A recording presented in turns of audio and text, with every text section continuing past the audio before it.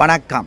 G7 news செய்திகள் வாசிப்பது ஸ்ரீனிவாசன். திருத்தணி முருகன் கோவிலில் நடைபெற்று வரும் சித்திரை மாத பிரம்மோற்சவ பெருவிழாவில் முருகப்பெருமான் தேர்பவனி கோலாகலமாக நடைபெற்றது.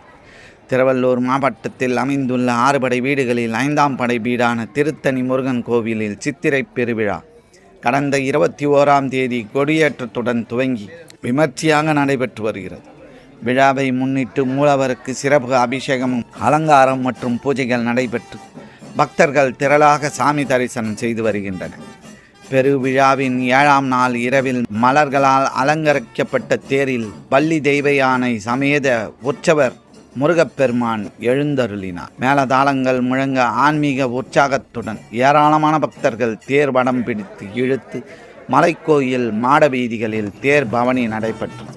தங்கள் வேண்டுதல்கள் நிறைவேற பக்தர்கள் தேர் இழுத்து முருகப்பெருமானை தரிசித்து பக்தி பரவசத்தில் வழிபாடு செய்தனர். திருத்தணி முருகன் கோவிலில் நடைபெற்று வரும் சித்திரை பிரம்ம உற்சவ விழா பக்தர்களின் ஆன்மீக உற்சாகத்தை உயர்த்தி வருகிறது. செய்திகளை உடனுக்குடன் அறிந்து கொள்ள G7 நியூஸ் தமிழ் சேனலை சப்ஸ்கிரைப் செய்து கொள்ளுங்கள்.